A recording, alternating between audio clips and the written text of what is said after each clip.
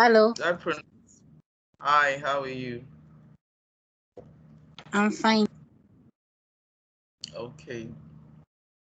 I think I gave you guys some assignment the last time. Do you have yours ready? Is there anything you want to show me? Or do you have any difficulty with it?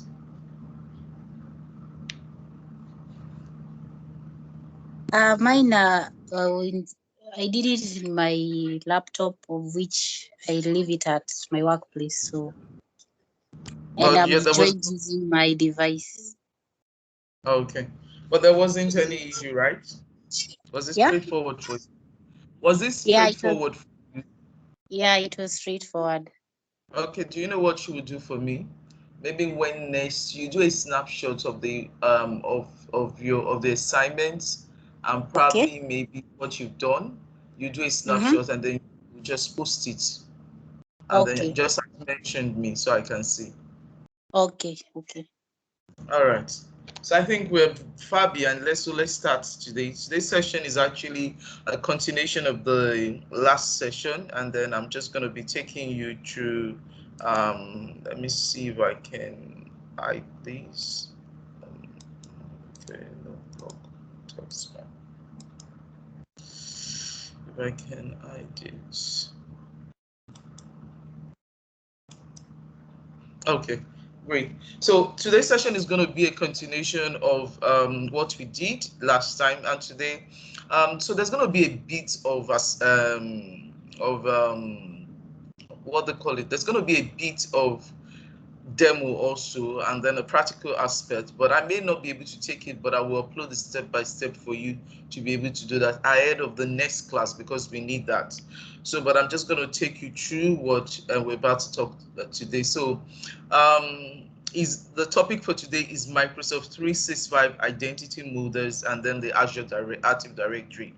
Now, one of the things we've seen is that the importance of identity. So we know that for every transaction or for every activity you do, there is an identity that is a username or password that is involved. So that is more of like your identity. And when you carry out such service, or even when you go to the bank, and let's say you input, they'll ask you for your username, or they will ask you for a username which you can produce, and then a password. Even when you want to access something on Google, the same will happen. So today in M365, we're going to look at the identities model that are involved, the different kinds of identity, and then what it takes for you to be able to deploy that in your environment, so you understand the various kind of identity models, and then how every one of them tie in into the Azure Active Directory.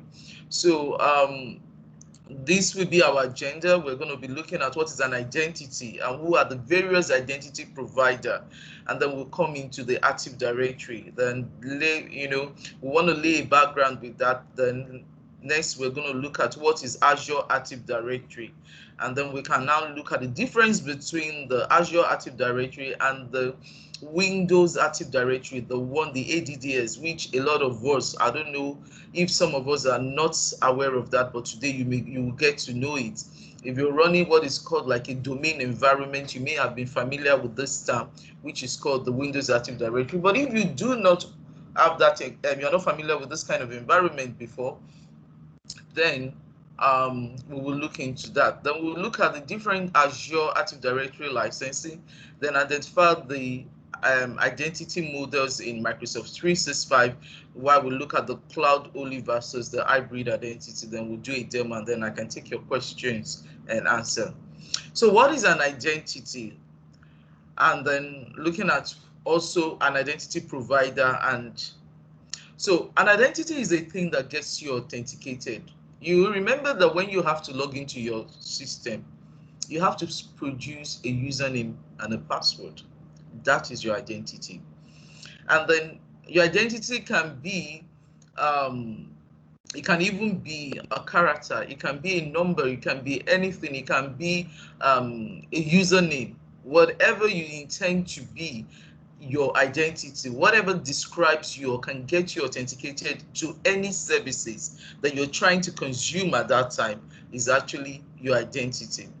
And then we know that an identity can be a user with a username and password, just like I say. It can even be an object on the network.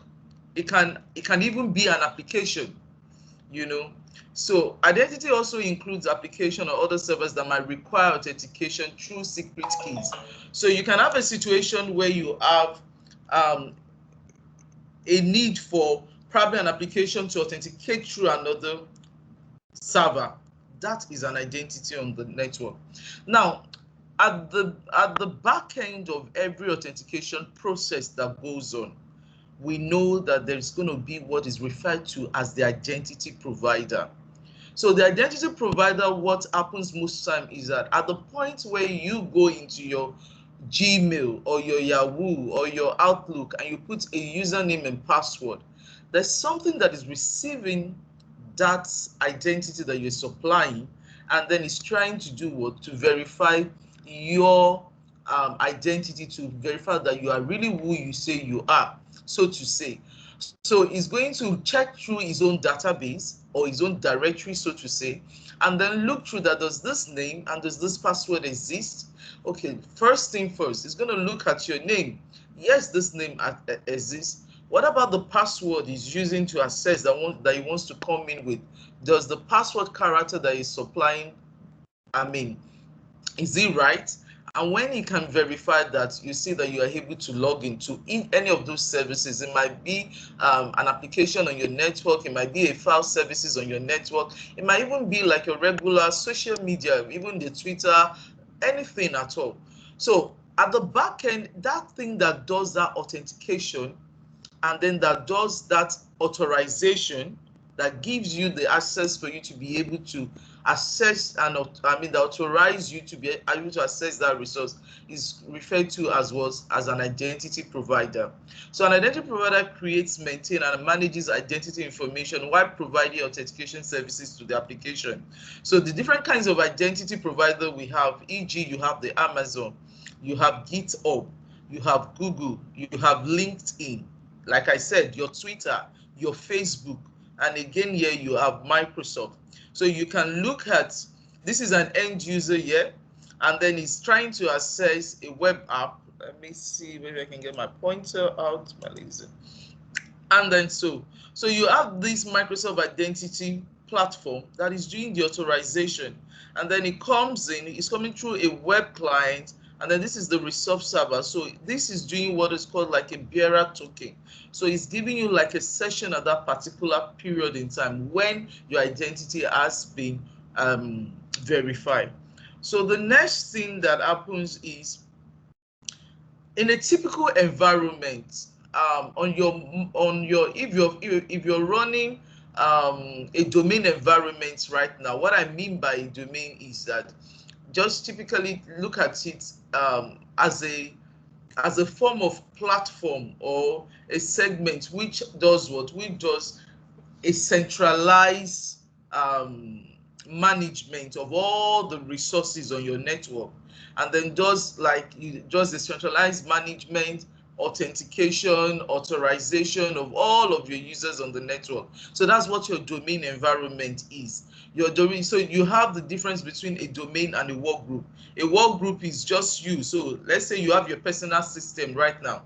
Your personal system, you log into your personal system. In that system, you are in a work group because you are the administrator of that system. You are the one that has the username and password. It's personal to you.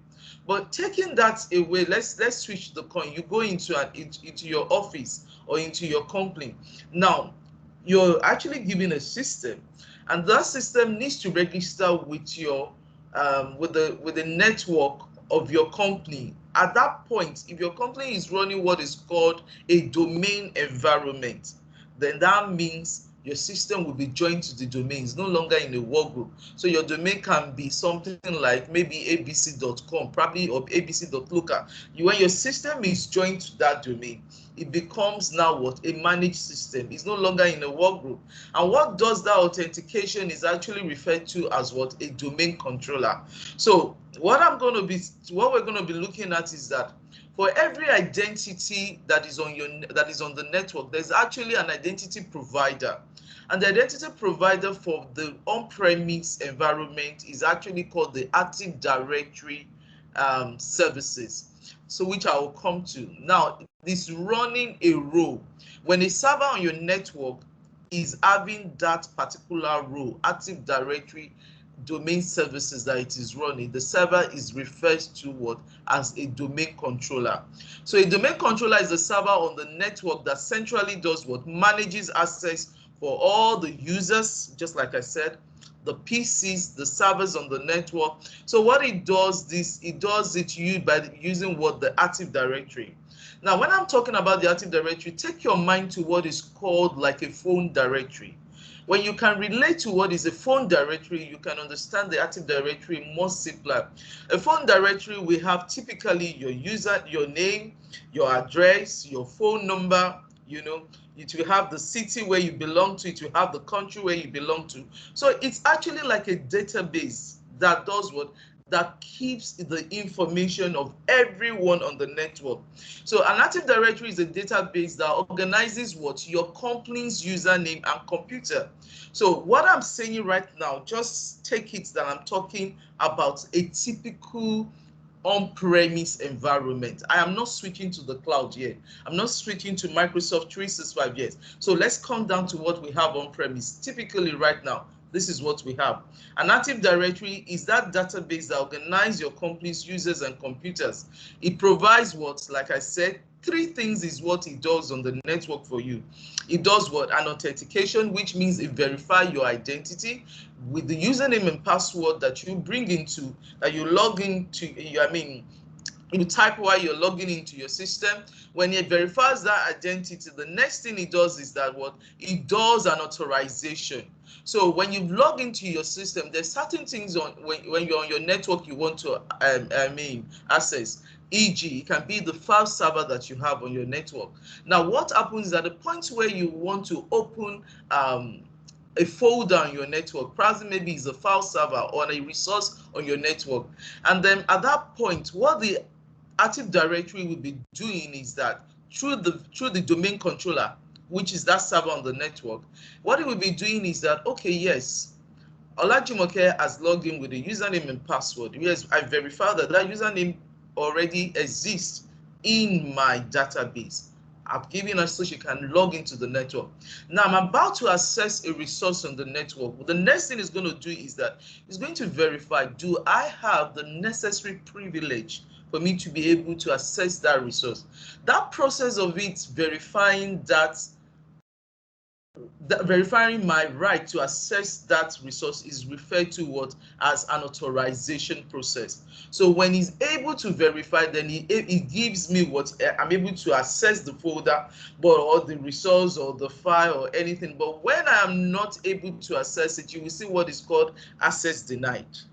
That's what you see most of the time. The reason why you see that error is because though yes, you are a member of that organization, your name may be in that domain, in the database of the Active Directory, but when it comes to accessing the resources on the network, do you have certain privilege to access that resource? So what it does, like I said first, it does three things. The first one is the authentication, and then the authorization to the network. And lastly, what it does is that after it has authorized you to have access, it does what? It audits you. So it does what is called auditing. Auditing means that it's able to do an inventory of your signing, of your signing process, of your access to resources. Oh, when you try to access this resource, what is the failure? What's the sources, the printer, and all of that on the network? Was there a failure? Was there a sources? So without auditing, your compliance manager or the auditors can sit down and look at the logs of people on your network, the logs of events on your network, to see how resources are accessed. So three things that the Active Directory does, like I said: authentication, authorization, and auditing. So it uses a protocol known as the Kerberos and NTLM for authentication. So you have what is called the LDAP query, and then that LDAP query most times The full meaning is Light Directory Application Protocol. What it means is that it queries and help you to do what? Do a modification to the Active Directory database. So what it does in a sense is that it's if you have an application that probably maybe wants to do, we call it an LDAP query. So you can have an application server on your network that is not connected to your domain, but it can do what is called a query, an LDAP query, to your domain controller and pull the history or the information of the users on your domain controller on your network and import it into his own database so that he can use it for verification or authorization purposes or identification purpose. You have such a scenario. So the Windows Active Directory, like I said, is an on-premise services. So is an on-premise services is very important. So ever before the cloud came, we have what is called the Windows Active Directory, which is the normal word that does the identity provider for every Windows machine that connects to a domain in your environment. So moving on, we move on. So when we went into the cloud, what happened is that I've laid a background for you for an on-premise environment. Then now let's go to the cloud, because for every authentication there's a need for an identity provider. For your on-premise environment, your identity provider at that point in time is what is called what? The Windows Active Directory Domain Services. That is what we just spoke about. Now, when you move to the cloud also, because you are going to be accessing a cloud resource, Microsoft also has to make sure that it provides what is called an identity provider for you to be able to access that resource. For a lot of you that have already set up your environment, your Office 365 environment, what comes to mind is that at the point where you put in your username and password, what is verifying that? Actually, that thing that is verifying when you put your username and password, your email address and password into your Office 365 account is actually what is referred to what? The Azure Active Directory. Remember, they are using the same one. The difference is that the one in the cloud is what? Azure Active Directory, while the one on-premise is what? Windows Active Directory. So bear that in mind. Now, what is the Azure Active Directory? So you can see like an environment here. You have this is your Windows Active Directory. These are the SaaS applications. So you can see even for Oracle, for Google, for cloud hosted apps, these are SaaS application. You have AWS. This is a user here that wants to access things. Maybe he also is sitting on the cloud. All he needs to do is sit from here, and then he does what? He can access. Then you have people on-premise also, like an on-premise application that wants to access also. We'll look at that maybe in the future of how he does that also, like what we call an app proxy, and then see he can access those applications also. You have your users on-premise, which you are going to look at the different identity model. How do they come to the cloud to access this? We'll look into that also. So what your Azure Active Directory is a Microsoft cloud-based user identity and authentication service. Remember, the Windows Active Directory is an on-premise identity service. And it is always your Azure Active Directory is included with what? The Microsoft 365 subscription.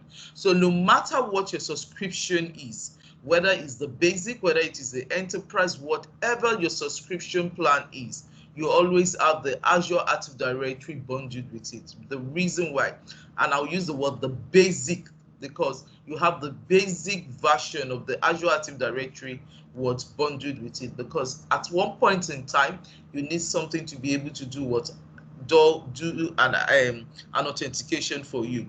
So Azure AD manages your identities and authentication for the Microsoft 365 user account. It provides it, apart from authentication, it does your licensing. When you, like I said, authorization. Now, what allows me to be able to assign license to you? What it does is that, if I want to look at Exchange Online, or I want to access Sway, I want to access Microsoft Stream, Do I have the license of those services assigned to me so I can access it? So that's what it does. And then it provides an identity as a what? As a service. Remember that I said like the three major identity model, cloud services or cloud services model we have is what? Infrastructure as a service, platform as a service, and the software as a service. We have so many others but those are the three major. Now you see that with Azure Active Directory, you also actually have what is referred to what? Identity as a service. So now let's move forward. Let's look at the difference between the Azure AD and the Windows Active Directory. Now we've laid a background to know to understand what is our Windows Active Directory, which I will be referring to as ADDS, and then you also know what is called the word Azure AD, which is Azure Active Directory. Sometimes it's always referred to as what? AAD. You know, that's the short form for it. So first thing first, Azure AD Active Directory is a cloud-based authentication and authentication services. Why for the Windows Active Directory is what? On-premise identity and authentication services. Now, both of them can do what? User and computer management. Why the Azure Active Directory can do mobile device management, well, that is, it can do management of your devices, of your user using the mobile device management. It can control them with this. At the on-premise Active Directory uses what is called a group policy. Group policy are sets of rules or policies that you defined in the network to apply to probably users on computer. But on Azure AD, it achieves that with the use of the mobile device management. So you have things that are called like Microsoft Intune that ties very well into Azure AD, and then is able to do that. Now, with the Azure AD, you have access to your software as a service application on the Office 365 portal. So with Windows Active Directory, you have a combination of what I use as domain, organization units, groups in AD, and then you can delegate administrative rights to manage probably a portion of an organization unit or a services or resource on your domain. Then Azure AD use intelligent password protection for cloud and on-premise. So what the Windows Active Directory use for that is use domain trust or sites. The protection in Azure Active Directory includes smart lockout plus blocking or custom password phrases and substitution. But in Active Directory, you have what is based on password, certificate authentication, and smart card authentication. You know, so this is the protocol that is supported by the Azure AD. You have OAuth 2, the SAM, and the WS authentication. But with the with Windows AD, you have LDAP, HTML, or Kerberos, and then you have what is called the password policies, which you can also use. Though you have it also in the cloud, which you can define, but in on-premise you have it, and then both of them, you have it where you can define complexity and all of that. Now, Azure AD comes in four flavors, I say. So typically the one that comes with your Office 365 is the free version, which is actually referred to as the basic. So it comes with it. So what that basically does for you is that it provides you with user and group management. So you can create users, you can create group management in it. You can even do what is called an on-premise directory synchronization. So I'm going to come to that. So we're going to look at that next week. That's what we're looking at that next week. So if I may digress a bit, what that on-premise directory synchronization just does is this. So imagine I have my on-premise domain. In my Active Directory, I have olajumoke at winters.com, and then I have an Office 365 account, and then my account also is olajumoke at winters.com, because I have also my public domain. I've also verified it on my Office 365, which is part of the task that you may have done 2 weeks ago. So one of the things you bear in mind when you do that is that, what is the user experience going to be like? Ordinarily, when I come to my system, I'm going to have to input a username and password for me to log in to access my normal resources when I'm on my office network. Now I have moved this same user to the cloud, and then I've created an account for that user in the cloud, and that user must. So there is this concern that Olajumoke will now have to remember two different passwords. One, you will need to remember, okay, when he's on premise, this is what he should enter, and then when he's in the cloud, this is what he should enter. But that has been taken care by this statement here, on-premise directory synchronization, which we will see how it is done by the use of what is called Azure AD Connect. So the Azure AD Connect will actually connect with your on-premise Windows Active Directory domain services and pull the information about your users and synchronize it to what? Azure AD. So that the experience for your user will be such that they can use same credentials, whether they are on-premise or in the cloud. So for some of you, we're going to do that and you will see how that works. So one of the things Azure AD Free offers you also is basic reports about user login, about access to resources or services. Then it allows you to do what is called a self-service password, but be careful here. Self-service password is only for cloud-only user. Cloud-only user, which we are going to see the different kinds of identity that we have. We'll move to that. Cloud-only user. And then it also allows you to do what? A single sign-on across all your Azure, Office 365, and any SaaS application, which means if I log into one application and on my Office 365, let's say I'm accessing Exchange Online, and then I want to log into SharePoint, I have single sign-on. It's not going to prompt me again to log into what? My SharePoint. So it gives me a single sign-on across all of the SaaS products that I have. Now, moving on to the next one, we have what? Azure AD Premium 1. So what Azure AD Premium 1 does is that it contains all of the features of this Azure AD Free, and then alongside with that, it allows you to do what? Have hybrid user, both on-premise and cloud resources, which you are going to see. And then it does what? It support advanced administration, such as what? Dynamic groups. Dynamic groups are groups you can actually request to join, online. Self-service group management, which means that you can do a self-service group management. You can request. You have Microsoft Identity Manager. It supports write-back capability, which allows you also to do what?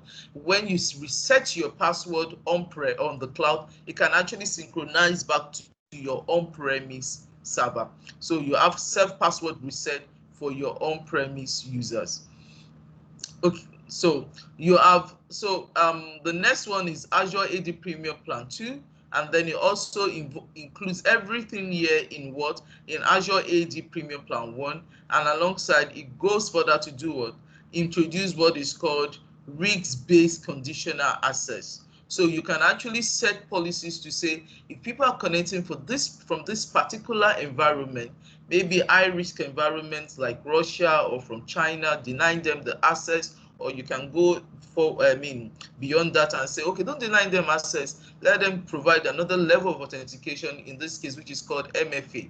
So you also have what is called privileged identity, which allows you to discover, restrict, and monitor your administrators on your network, on your network, and how they have access to resources. So you can actually give them what is referred to just-in-time access, which means they're only giving access at a point in time for what they just need. They're not giving more access than they need. Now, some organization will say, oh yes, we are fine with this, but we don't want to have Active Directory on-premise. We want to have even our Active Directory in the cloud. Does Microsoft offer us that? So you have what is called the Azure Active Directory. Okay, so you have a pay-as-you-go feature license. So this one actually does what you call it Azure Active Directory Business to Customer. So you have this in a way that allows you to do what? to be able to provide an identity access management solution. So let's assume you build a solution right now. Let's say So Productive built a solution, and that solution is a school management solution, and then you now want to sell to a lot of schools, you know, so that they can. Now, when you do this Azure Active Directory business to customer, it provides an identity. So all of those schools that now are using it can be a SaaS solution, that are using your solution, we have a common identity, that's an identity provider for them to be able to access that solution, because you have made it now what is referred to as what? A customer facing app. So another thing you can do, like I said, is that there is also what is referred to Azure Active Directory domain services, but I will not go into that one. That one is actually, if you want to make use of it, is referred to as platform as a service, where you can use Microsoft. You have like an Active Directory, a real Active Directory in Azure, but the only difference is that there are a bit of differences when it comes to policies, group policy definition that you would not normally have on premise. There's a difference between it. So, but I don't want to. So let's now talk about the identity model. Now, typically, these are the two types of identity model you have in Microsoft 365. You'll have the cloud-only identity and then the hybrid identity. Now, what is the cloud-only identity? The cloud-only identity is done in the cloud, just like the word say, it is done in the cloud. So you do not have any on-premise server, and then it's actually the simplest form for you to monitor. Then what happens here is that user accounts are stored in what? Azure AD. So pay attention here. User accounts and password are stored in what? In Azure AD. Now, for a very small environment that do not want to have an on-premise server or do not want to use ADDS, like I said, on-premise Azure Active Directory domain services to manage their local identity, they can actually use what is called the cloud-only identity. That means you don't want to have any server, you don't even want to have any Windows Active Directory on-premise, but you want to be able to manage the identity of your user, you can use the cloud only. Now, Azure AD performs what? The authentication using its own set of account. Management of user accounts are done with Office 365 admin or by PowerShell. So all of the things we did last week, the last 2 weeks, trying to create users, accounts, trying to create groups and all of that, that is what is referred to as cloud-only identity. So I'm going to try to end this show right now and see if I can log in real fast to and then be able to relate what I'm talking about here. So let's see, hopefully that's able to log in. So sorry. Okay, very well. So you see, so when you talk about cloud only identity, and then so when you look at cloud only identity, just like what he said, it is managed by what? The Office 365 admin center, or you use what? You use your PowerShell. So as at the time we created users last week, is actually the cloud identity that we're using.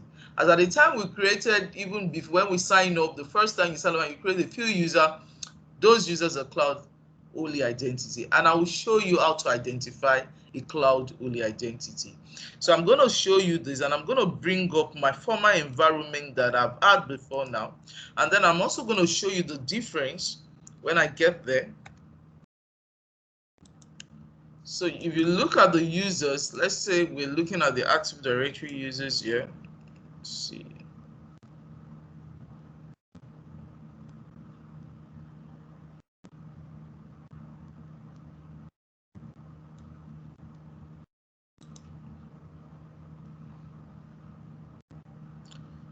So 1 minute, please.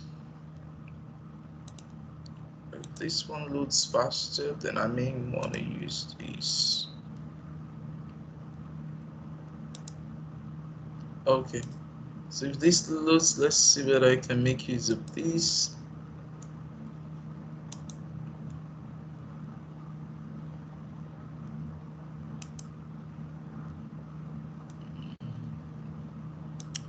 internet is pretty poor. So let's hold on. Let's see.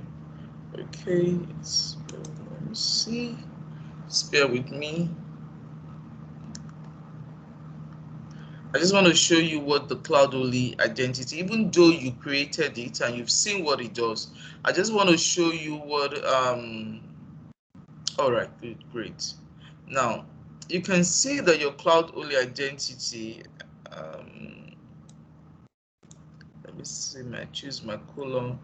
So let's see, sync status, and then we'll see what it's gonna show you. So you can see when you mouse around this and you say sync status, you will see that it says what? In the cloud. This is referred to that this user, what? All these users that you've created, that have created a what? Cloud only user. And you can see that they are also represented with what? With the icon of the cloud. So when you're looking at your admin center, and then you are looking at the type of user, probably maybe you go into an environment, you're looking at the type of users, and probably maybe you want to know the type of users. Oh, is this a cloud only user that has been created? You will see these icons. Once you see this icon beside that username, that tells you that that user is what? A cloud only user. Okay, so with that, that's what I just want to show you. For us, our environment that we have set up, if you've set up the same thing and you've done the same assignment that I've given you, you'll find that all of our users are what so far that we've created is what? Cloud only user. So let's go on. Let's move back to the presentation. So now the next component of cloud only user, just like we see, you can use just Office 365 and Azure Active Directory. That's what it has nothing to do with on-premise really. Now, the next set of identity we have is what is referred to what? Hybrid identity. And if you look at the English word hybrid, it means it's a combination of two things.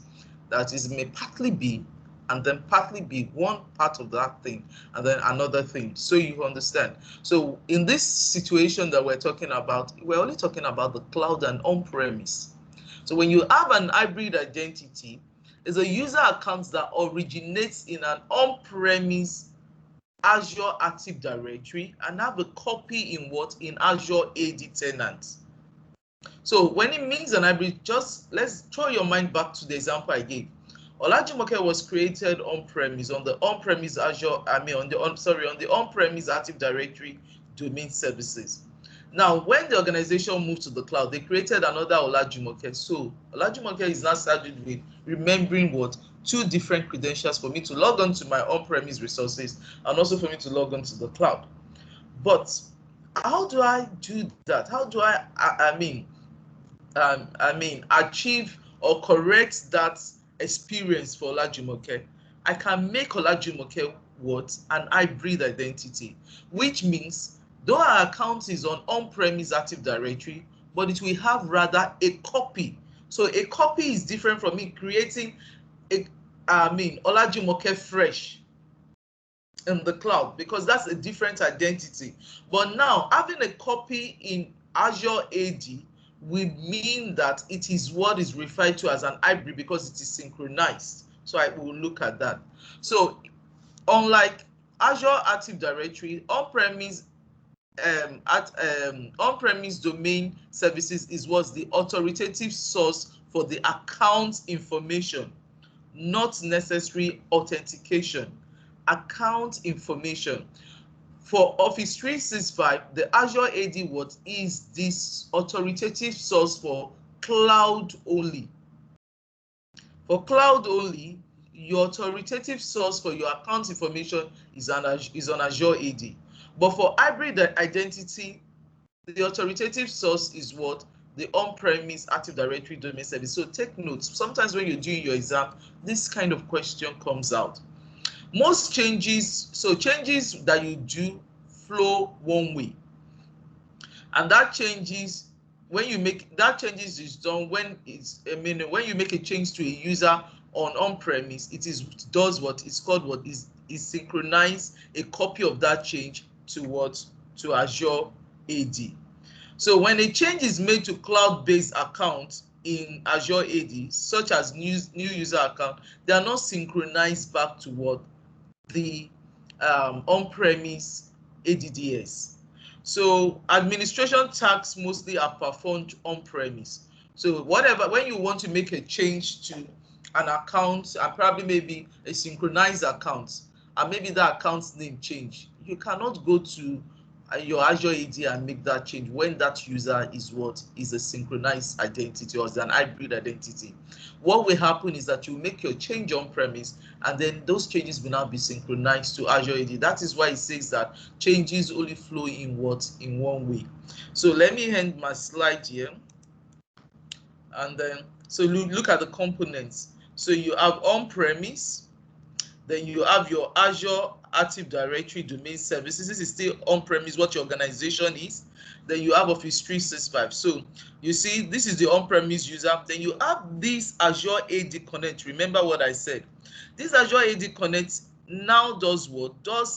Is introduced to your on-premise, to your organization. So it connects with these Active Directory domain services, and does what? A synchronization of all the accounts. So it copies the accounts that you have on premise to what? Azure AD. That's why you have it as a copy of the accounts, so that your users can now what? Connect to it. So before I go into the different types of hybrid identity that we have, let me just show you an example of what it will look like. So now let's go back to that same thing we talked about, that I said, okay, let's see what's our Azure, our synchronized identity, an example of our synchronized identity. So I want it to load and then I show you. Remember, when is the cloud only user, the icon will be what's cloud. But when it's a synchronized identity, we want to see what it will look like. So I have another tenant where I have synchronized an identity. So I want us to look at what it is like.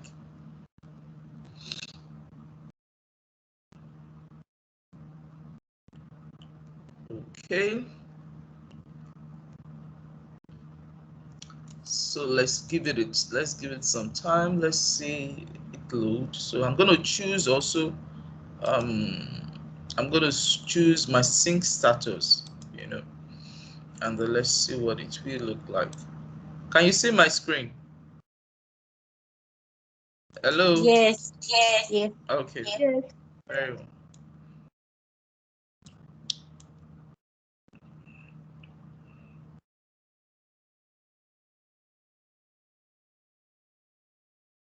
So I'm just going to allow it to load, and then I can show you that.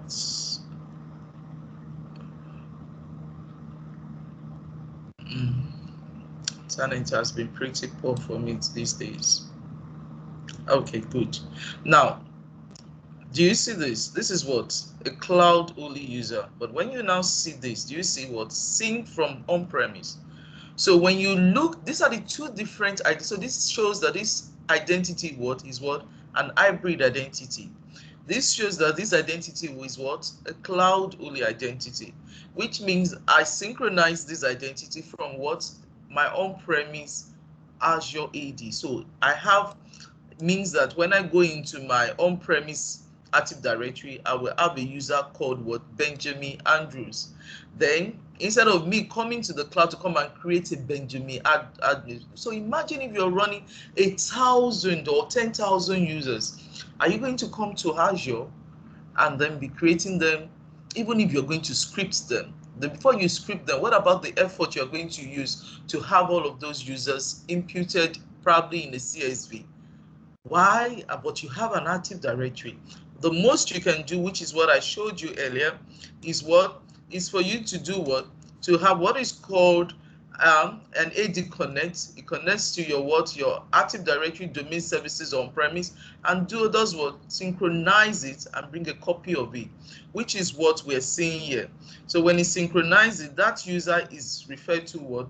If you see synchronized from on premise, while your normal accounts will be what's in cloud. So I guess with that, you are able to appreciate the difference between on-premise and then in cloud and then in cloud and hybrid identity. So cloud only, sorry, cloud only identity and hybrid identity. So moving forward, now we have, even when you have hybrid identity, there are two different types of hybrid identity authentication. So you have managed authentication, which is also divided into two, which has what is called password hash synchronization. In this case, Azure AD performs the authentication itself, and then you have pass-through authentication. We are going to look at that very well next week, so I will not go into disturb, and I will not allow you to, I'm not going to bother you with that. Then you have what? Pass-through authentication. That is, Azure AD has what? Azure AD has the on-premise ADDS to perform the authentication. So when you receive the request from the user, that's why it's called what? Pass-through. So even when I want to log on to my SaaS application, my Office 365, any of the services, I input my username and password. What the pass-through authentication will do is that when you receive it, Azure AD does not have a copy, but it has an agent that is running on my on-premise AD, and then it does what? It passes that request to it and say, does this user really exist on your on-premise? My Active Directory on-premise will respond to Azure AD and say, yes, it exists. Then it can allow me to access the resource or the services in the cloud. But with the pass-through password hash authentication, which is PHS, what happens, which is the most common that we use and Microsoft recommend, with your AD Connect, you synchronize the hash of the password, the hash of the password of the user from on-premise. So what happens is that both the user name and the hash of their password is stored on what? Azure AD. So at the point when I input my username and password and I want to, the same password I'm using on-premise, I input it to, I want to access a cloud or a SaaS application and I input it. Azure AD will do what? It will check through his record. The password this person is putting, do I have the same hash of that password with what is supplied? So what it does is that when he sees it and it's the same thing, it does what? It allows me through. So that's why they said, even though the account is synchronized from on-premise, because there is a password hash synchronization, Azure AD is the one performing the authentication itself. So it's not bringing it back to on-premise for me. Unlike the pass-through authentication. Pass-through authentication, we look at it, no, yes, I have this person, but then the credential is supplying. Let me see with the agent that I have on the on-premise. Let it give me a go-ahead that okay, this user can access. So at that point, it is what my Active Directory on-premise that does what, that performs the authentication. So Azure AD will request that authentication from me, that from my on-premise AD, please perform it on behalf of me, whether this user can go in. Now you have the next one, which is what? The federated identity. So the federated identity does what is called a proxy also. So it syncs on-premise directory objects with Office 365, quite all right, it syncs them, but those authentication from those users are always managed on-premise. So the request that comes from any user that want to access anything on-premise server will on SaaS, we always go back to your Active Directory to verify it.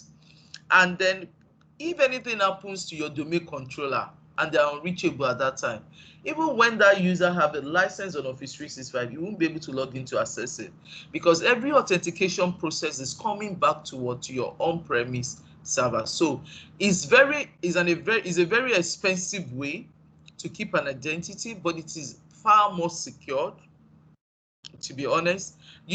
So what happens is that your user keep the same password for the cloud and on-premise, but we not have to sign in again to Office 365. So it allows them to do what is called a single sign-on.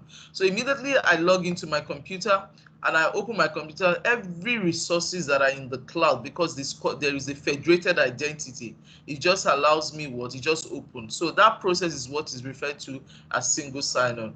And why it is very expensive, because you need a minimum of 4 servers to be able to have this setup. Whereas for all of these, you can actually have your AD connect on the same server as your domain controller, or at the same time, you can actually do what? You can put it on a VM on your network, and then just set it up, and then if you don't want to collocate it on the same server as your domain controller on premise. But for the federated identity, this is, you can't collocate it on your Active Directory, on your domain controller, on your Active Directory. You have to have about 4 servers, which means you want to make it highly available, because if any one of them goes down, then your authentication process also may be affected. So you might want to have more than 1 server, and a minimum of 4 is what you can have. So it's actually a very expensive way. Now, for me to do a demo, what I'm going to ask you is that, I don't know whether you have a night. So my demo is going to be this. So I'm going to try real fast now. Let me end the show. Now I have I don't know, I have a domain controller here. I have a domain controller. What I can do is this: I can create another VM, or show you better still, because one of the things we want to do is that maybe your machine cannot afford an Hyper-V environment, you can't have virtualization on it. So the most you will do is that I will ask you to do what? To go and sign up for an Azure. So to go and sign up for, I try Azure. So what I can do is I can come to Google and then sign up for what? An Azure trial. So you can do this. Or let me make it easy. Let me just go to Portal, because you have it. You can have portal.azure.com. My portal, your portal.azure.com, because you're already, is only just going to show you what? Your Active Directory, your Azure Active Directory, because you don't have what is referred to what? An Azure subscription. So we're going to try to sign up for a free Azure subscription, a trial Azure subscription for 1 month. They give you an $100. So, and I want us to set up an an on-premise Active Directory on it. So that's what I want us to do today. So see, I do not have a, if I try to say virtual machine now, if I try to say I want to create a virtual machine, you will see that it will tell me that I do not have a subscription. And then if I come into my subscription also, and probably maybe, as you see, it says me I don't have a subscription. So it tells me that what? Start with an Azure free trial, or I can do this. So sugar, I think I click that first. Let me see if I can start, whether I can. Okay, so it tells me what I should start with an Azure free trial, because I do not have any subscription. So with you, the body C said manage your Azure Active Directory, because the most I can have. Remember, my Azure Active Directory is a service also sitting on Azure. So don't always mistake the Azure as a platform, as a cloud platform, to be Azure Active Directory. So a lot of people mix it up. When they hear Azure Active Directory, they keep wondering, is it not the same thing with Azure? No, it is not. Azure Active Directory is a service, an authentication service, or an identity service on Azure. Azure is a platform, is a cloud platform. So you can have everything. You can have any service you want to spin up on it. But the Azure Active Directory is actually Microsoft's own native identity provider for all of its Azure, for all of its SaaS services, software as a service applications that are running. So I want to spin up a virtual machine. What I'll do is that when I go into my portal.azure.com, just like I did right now, it will allow me to start what? A trial. So when you do that, right, that's what I want you to do today. That's going to be your assessment. And we're now going to set up what is called what? An Active Directory environment. We are going to set up our first domain controller. We're going to create users in there. We're going to create groups in there. And then the next thing we're going to do is to do what? Now sync those accounts. We're going to sync that account to our Office 365. Those accounts are going to be appear as what? Synchronized identity. So we're going to go through that process. So yes, I want to sign up.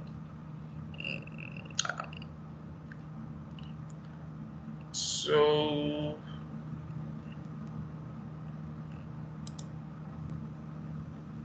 okay. I have to get my card, you know, so it's going to ask you some information, your phone number and all of that.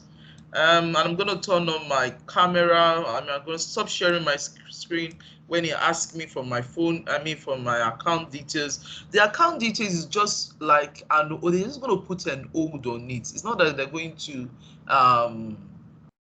take anything from your account.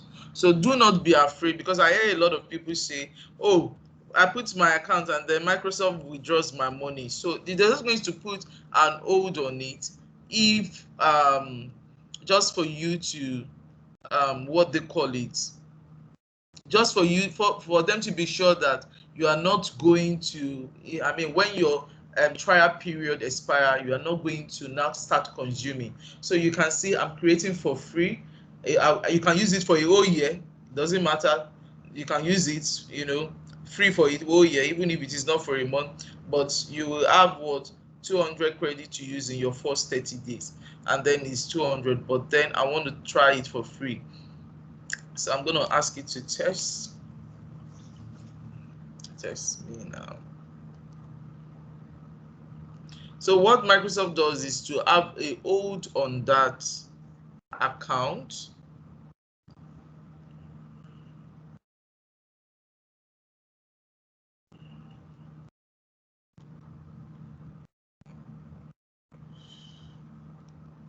So let's see. If it doesn't work, I'm going to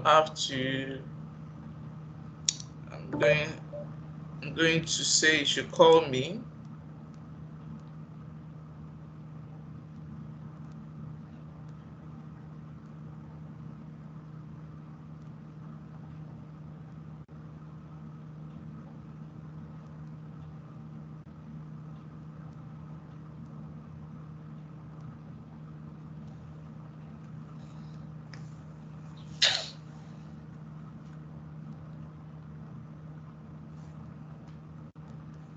So what I've noticed is that let me see if I can use another number, because it's not, the call is not coming through. Neither is the text. Let's see. Please don't enter your country code in your phone number, which is what I've not done that. Do I have mine? Let me see if I can use another one.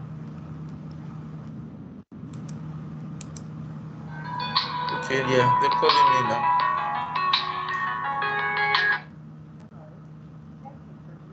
Phone verification system.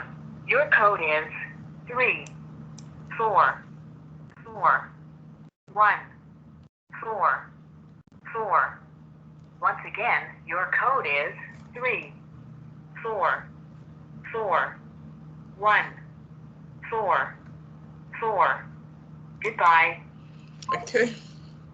So it's giving me that code to verify. I'm gonna stop sharing my screen, because the next thing, let's say I agree, I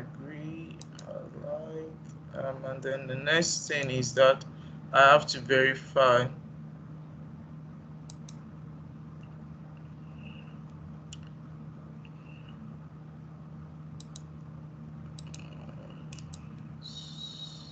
It's okay. So the next thing is that it's going to ask me to verify with a card. So I'm going to stop sharing my screen when it shows the details of the card. like I said, it's just going to put a hold on that card. Like I said, we will make a temporary authorization on this card, but you won't be charged unless you upgrade. So I have to stop sharing. Please bear with me.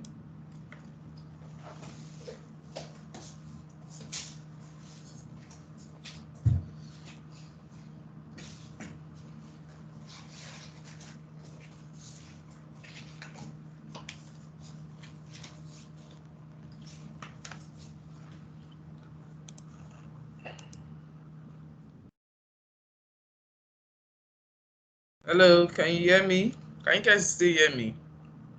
I've only stopped sharing. Yes. Okay. Yes. I just want to be sure you guys are with me. And I hope some of you are doing this as I'm doing, because it pays sometimes so that it can be easy for you to follow. And then if there is any error, we can say, you can actually tell me now that you're having an error. So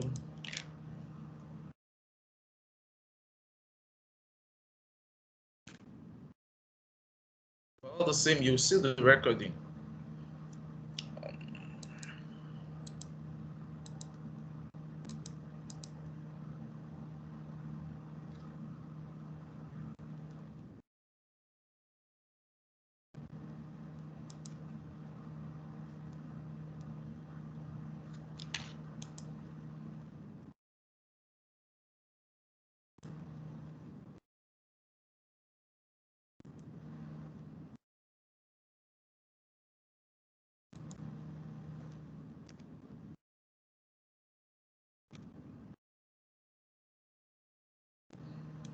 So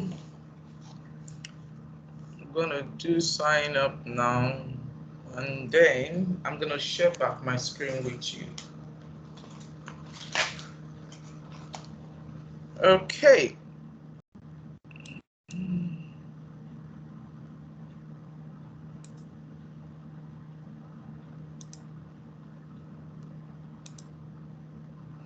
So what is happening now is confirming my information. If you did the same, so it's setting up my account, which means it has confirmed my information. There's no charge, because even right now, my phone, I'm not getting any alert of any charges on from my account, because if my account was charged, I would have gotten an alert right now from my bank saying that some amount of money has been taken. So when I hear a lot of people, what happens is that once your the free trial stops, and if you don't want to upgrade, they disable the account. Is when you want it to, and you say you want to enable the account, is when they start taking your money. So do not you can have these to practice. So that's what I keep telling people. You can have this to practice even for the first 30 days, and if you know how to spend it very well, really, it's a year. You can even know how to spend it and you're not using, which is what I want to show you in terms of spinning up a virtual machine. When you're spinning up a virtual machine, the things you need to have in mind, the type of virtual machine you need to select so that you don't eat up the whole of your money. You have it for that $200 and you can use it. So that's what I'm going to show you in terms of what we're supposed to do, in terms of the VMUR to take. So once that is done, then we can set up our domain environment. And then so I'm hoping that's one of the reasons I turned off my camera. Let's see if I can get more bandwidth with me doing, because the Azure environment is actually also very, how will I put it, is also very heavy sometimes. So you might, if you don't have very good bandwidth, you might want to consider turning off. Now it says my session has expired, so I can try again. So if he logs me in again, then we'll see. Remember, you have portal.office.com for you to be able to access your Office 365. For Azure, all you need to do is what? portal.azure.com. It's as simple as that. So if you can remember portal.office.com for Azure, it is portal.azure.com for you to be able to. So now you will see that it will tell me now that I have a subscription. Before, I do not have any subscription. So we will see. And where for you to get your subscription is actually here. You get your what? Your directory and subscription from this icon. So you have this. You have this as what is referred to as your notification area. Then this wheel around here is actually what you have, things like your settings, so to say, and then yes, you can put a smart. So I don't need all of these. I don't need it. I don't need all of this cursor. I don't need it. So what I just want to do right now is what for me to do what to. These are the services that you can take an online course. You can get started, which is a very good thing. You know, like a short video on how to do step-by-step guide on how to create a web app, deploy a virtual machine, which is one of the workloads I actually want to do. I can take an online course, but so for me, it's a virtual machine I want to deploy. So I can just do this, or I can rather come here to home. So like I said, before I go further, these portal settings, I can decide to say, okay, I can change my theme, I can change my contrast, I can make it white, I can make it black, I can make choose the way my look is, you know, sign me out when I'm inactive, you know, this language and region, these are things you can do here. But let's leave that. So I want to deploy. Another way I can deploy is if I go to home. I want to deploy a virtual machine. That's what I will see. So I can pick any of these options, either what to create a Linux virtual machine or a Windows virtual machine. But what I want to do is what to create a Windows virtual machine. So I want you to pay attention because it's going to take you through a wizard. Now, for every time you're creating a virtual machine, there are certain things you might have to put into consideration. You understand? So I just hope this is not going to create it. So you see my 200. So if I come to my subscription now, you will see that I have a subscription.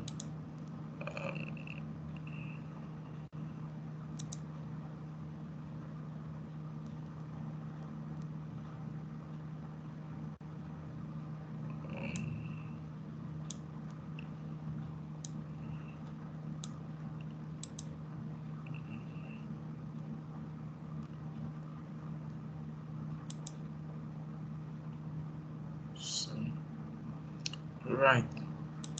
So because it's taking so much time for me.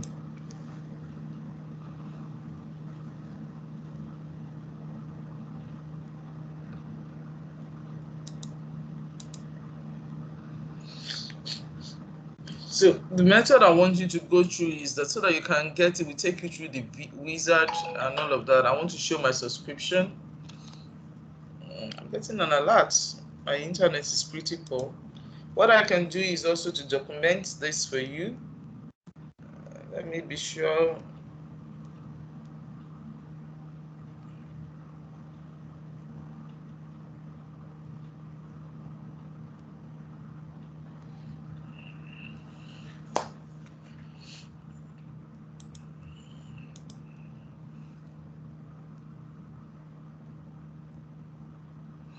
So I hope this is not going to on demand create a video. So it's supposed to show me my getting started. So I want to see, and I hope it's not creating a virtual machine for me on demand. I mean at the spot, because what I want is I want to take you guys through the wizard, how you can create your virtual machine.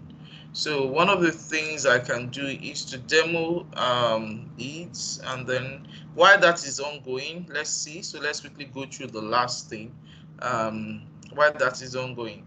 So now cloud only versus hybrid identity. Now this just like a summary of what we've been talking about since. For cloud only identity, user only exists in Azure AD tenant for your Office 365 subscription. For hybrid identity, user account exists in your on-premise Active Directory, and a copy is also in what your Azure AD tenant. So the user account in Azure AD might also include the hash version of the already hash. You see when I say the hash of your password, of your on-premise password.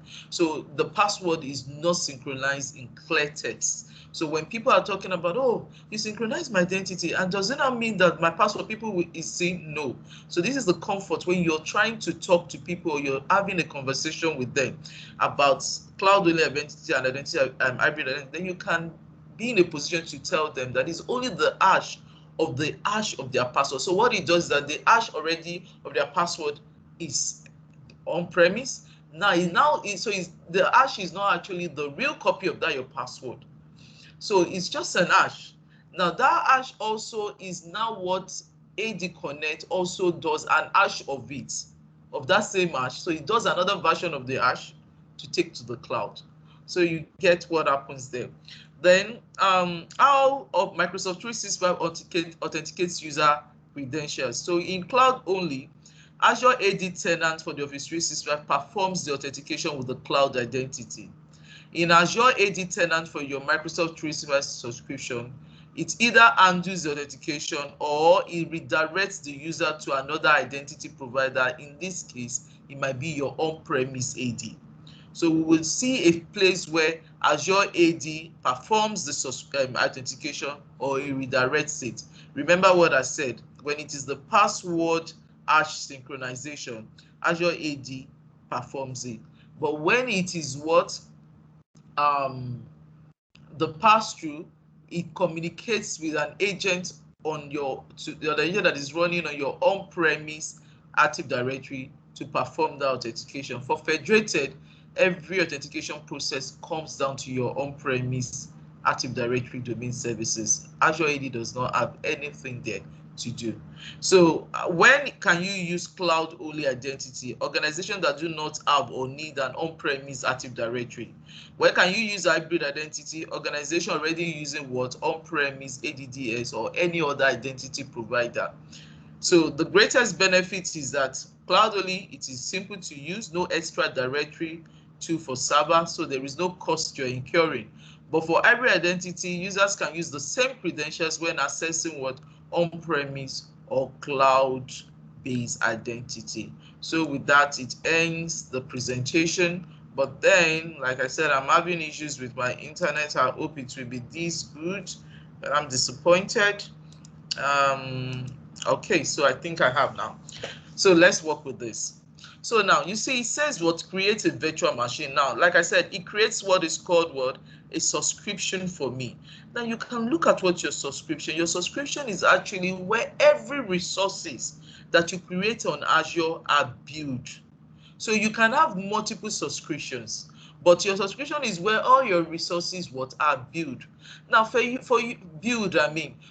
to have anything to create, you have, for any resource you are creating, you have to have what is called a resource group. So your resource group is actually like a mouse around it. That's one good thing about Microsoft solution. You see, they give you like a bit of explanation or description of what each of them stands for. So your resource group is like a container for all the resources that share the same lifecycle permission and policies. So if you guys are also attending the Azure the cloud computing class, you will appreciate what I'm saying here, because you cannot create any resource without creating a resource group. That resource group is like that container. So you can do it in such a way. Let's assume that everything that are web services, you create a single resource group for them. You keep every of your resources that are web, maybe like web, you put them there. They can create another resource group for things like that, a database, like anything, you create them there. So you can actually create resource group as containers for different for different resources. So now we do not have one, so I'm going to create a new one. So one of the things I'll call this and call it what? Let me say VM our resource group, which means this is my VM, and then it can tell me whether the name is available, and then I click. So I can use a -01 if that is what I want to use and is available, so I can use this. So this is my own resource group. Now the virtual machine name. So what is the virtual machine name? I said, so I can, depending on the naming convention I want, I want all my virtual machines to assume my naming convention of my tenant, which is what TS, that is Textala M365, then I can call it what, DC01. So let's see whether this name exists. It also exists, fine. So I can use that. Now, which region do I want to use? It has Office 365, I mean, Azure is in different regions. So the region here is actually talking about your data center. Which Azure data center do you want to connect to, which is very important. One thing about regions is that once it's selected, you cannot change it. And not all virtual machine size again are in a region, so you might want to look. So for me, the region I would take is West Europe, because West Europe is closer to me because I'm calling from Nigeria. So West Europe is closer to me, and then the bandwidth will not be so much for me rather than going to US. So I will select West Europe. So you can also select a region that is closer to you, and then it is important. So availability group says that you can create a zone, availability zone or set so that if there is any data center outage, because even Microsoft data center also, there is an outage, but it is just that it is not frequent. So, but if you will now say, okay, there is an outage in this data center, migrate my workload to another data center, and you do that with what is called availability option, but I don't need it because with everything, there is an extra cost. So my image size is what? Windows Server 2016 data center. So I can select, you can select whichever one you want here. You can select Windows Server 2016, 2019, anyone. But I want to select the latest. Why do I want to use 2016? I can select the 2019, which is listed. So I'm using this. Now, this is where I want you to pay attention. Now, do you see this size is selected? Do you see the amount it says it will be taken monthly? This is where you pay attention. Why don't I rather see all the sizes? It is a domain controller I want to run. Do you understand? So I'd rather see all the sizes and see whether I can get something very small, because I don't need that amount for me to run. It's for general purpose, quite all right. But then, do I really need? So you will see what each of them. This is most used by user in Azure AD. You can see each of this series, the VM size. You can see the ideal workload where they are, So I need just the B series. I do not need continuous full CPU performance. That's all. I need just the B series. I need A series, best suited for entry-level workload, development and test. So I can select this. But one thing you have to be careful about is that when you're selecting it, also make sure that at least you have a minimum of memory, at least 4 gig. Because if you have anything less than 4 gig, you will not be able to do remote desktop to that system. It will be dragging. So I look at this. This is what, $5.94 per month. Do I really need this one? I don't really need it. So let me go to my B series. B series can still give me what? A 4 gig of memory, and then I have a lower amount that I'm paying here. Do you understand? So I'll just select this. That is all I need. This type is what I need. This is all I need, and then I'll select, and then you will see that it has changed to it. So that I can have multiple VMs running without wasting my money. I have 200. So I know that for this month, this is 40. So I'll look for another VM in case I want to run multiple workload. And then I must do what? Create an account. So their accounts will always be in what? So I don't want to TSM365 admin. That's the name of my account. And then it says the name is, then I put in the password I want to use. Confirm that same password.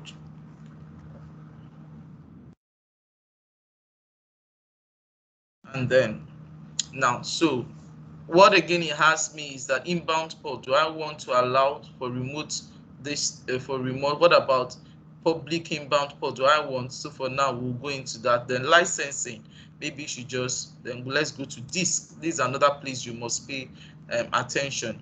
Now, if I select a premium SSD, do you know what it means? What workload am I running that I want to select a premium SSD? My money will finish in a week. So all I need to do is that it is a domain controller. I can still use the standard HDD. Yes, it will tell me that the performance may not be, no problem. I don't have. So encryption time, this is a default, so it is important. So all I can do is that I continue with this, leave the default, everything default here, click next. Management, I don't really need anything there. Let it just load. Then I can tell you what tagging is.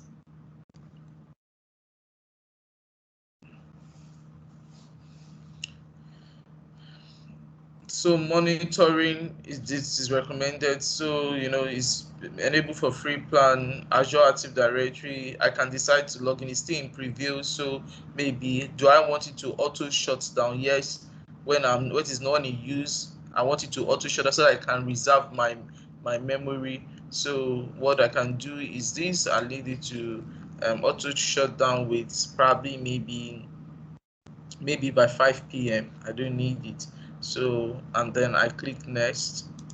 The advanced features, if I want to buy any extension like antivirus, or I want to select any extension, this is what. Then tagging it will be that maybe I want to give it a name, the computer name, and the value and the resource, maybe I can put a name for it. So all of these will, then I can create. So once I create, it's just going to run for a particular period of time, and then my VM, it will just ask me to review, and then once I create. So do you see, that's the power of the cloud. Within few seconds, I have created my virtual machines, and then I can now spin up the Active Directory. So I want this to run. We're just going to give it time, and it's going to run, and then we're going to now do what our domain controller. Because time is beyond us, what I'm going to do today is that I'm going to stop here, and then you set up your VM. Once your VM is set up, and then you can log into it. Next week, sorry, we're going to start with setting up a domain controller and see how we can populate it with user and synchronize it on Office 365. So if you have any question, you can now ask me why this is running. I hope this has been very informative for you. If you have any question, let me know. Yes, Onye. Okay, thank you so much. I have a lot of questions. The first one is like we selected the B series and it's going to be charging us $40 per month. In a situation where I used my VM 2 or 3 times, or let's say 4 times in a month, is it still going to charge me the $40 despite I didn't use that much? Yes, it's still gonna, so because it is running. So the estimated, so what it's doing is that okay, let me get your question very right. I think so your question is the cost of that VM is 40 that's the base cost. It's $40 in a month. That's what they estimated. Now, whether you run it or not, that's in terms of computing is what we're talking about. In terms of computing, it will charge you that 40, but it can even charge you more in the frequency of what you run. But this is just an estimate. So in your question, whether it's going to charge you 40 even if you do not use it for more than 4 times in a month, the answer will be no. It's because you only pay for what you use. So, but then this is the part I want you to understand. If you shut it down, shutting down a VM does not mean it is not running, that the resources are not still working. Do you understand? So when you shut down a VM, it doesn't mean that the resources is not working, because the disk, the CPU at that point, even when it is shut down, in that shutdown state, they are still working. So it is still reading. So I would rather say that, do I have the right answer to say, but I'm to give you on that, but off my head, you will still pay that 40. Even though it's supposed to be charged as you're using. But if you do not, maybe you use it like 4 times in a month, because that is like it's giving you the base, is the estimate. But if you use it for maybe 4 times in a month, even when you don't use it completely for that month, if it is not properly deallocated, that's why I'm using the word deallocated, you will still be you only shut down the VM, but the resources like the CPU and the disks are still in active, how will I put it, they are still actively working. It is not deallocated. You might end up paying that 40 in a month, except maybe you now shut it down and then you deallocate the resource for the time being. But to be honest about it, it's a very tricky question, but I would say that off my head, that's what I know can happen. Another person that can help very well to answer that is Tosin, who is on the, who handles the cloud computing, because she's an expert in Azure, and then that bit she'll be able to answer when it comes to costing and licensing very well. So I don't know if I'm able to assist there, but off my head, that is what I know can happen. So I may be right, I may be wrong, but then if you do not completely deallocate your resource, you will end up paying that 40. So yeah, I don't know if that helps. Yes. Okay. My second question is, when we were talking about the hybrid, you made mention of the managed services and the federated services. So for the 2 services, are we going to use AD Connect to handle the both of them, or we only have? So for the managed authentication and federated identity, in both situations, am I going to use AD Connect to handle that? Yes. So when we start next week is when we're going to install our AD Connect on our Active Directory, and then we'll now see how it will synchronize. So for each of these, you're actually going to still use the AD Connect, but you will now specify what kind of. So you will see this option of password hash synchronization, password through authentication, and federated. So you will see, and then you can now select the option. The AD Connect is still going to be installed, to now actually say, okay, this is the authentication method you want to use. So you will still use the AD Connect with it. But what the AD Connect is now, because the AD Connect will allow you to sync the on-premise identity quite all right. Because what AD Connect is actually doing is the synchronization aspect of the user identity. That's what the AD Connect is doing. But now, who now handles the authentication, or who is responsible for what I say authentication provider, will now be determined by the one you selected. So there's a difference between my identity is synchronized to the cloud, as against who handles my authentication even when my identity is synchronized. So that bit, I want you to get it right. AD Connect will only do what? Synchronize the identity. Now, if I take password hash synchronization, AD Connect will not only do what? Synchronize my identity, but it means that I'm saying that even when it syncs the hash of my password, I'm saying that who will authenticate me eventually is what? Azure AD. That's what I've said. Then when I select pass-through authentication, even when it syncs my password and my credentials, what I'm saying is, who will now provide the authentication for me? Who is the authentication provider, not identity provider, not account information provider? There is authentication provider right now. That is, who is the one that is going to be authenticating me. Then at that time, I am saying, with the pass-through authentication, I am saying, okay, Azure AD, you will not handle it, but you will pass that request to my on-premise ADD to perform the authentication. For federated, even though it syncs the account, what I'm saying also is that Azure AD, you can't undo it.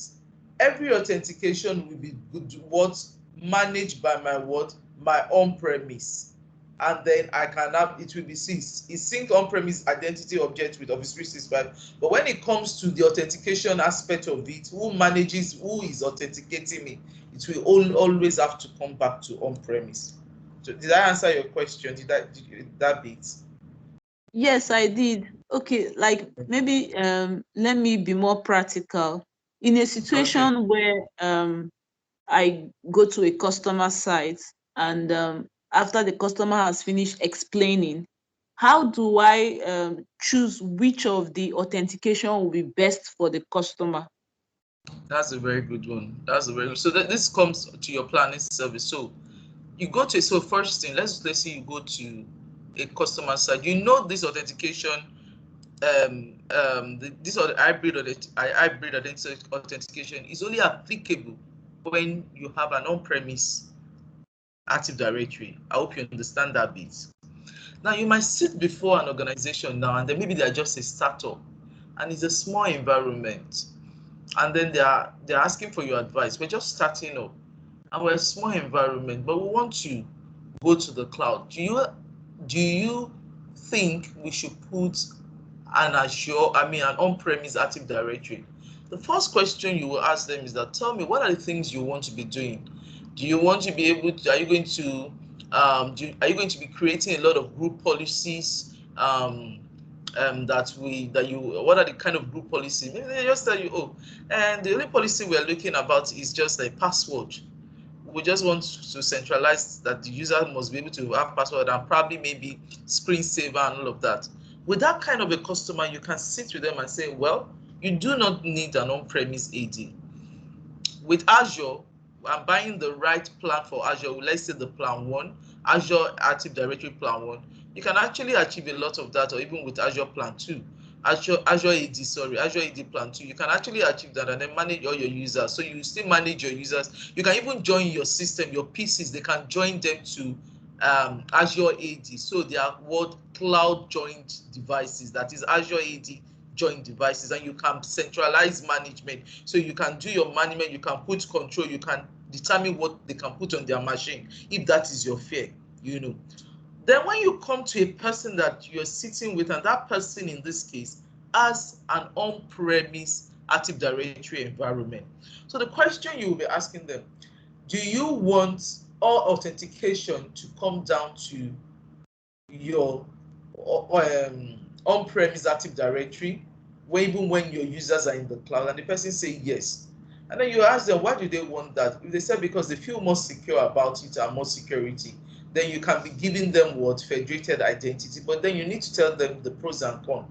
This is actually a very expensive route to go.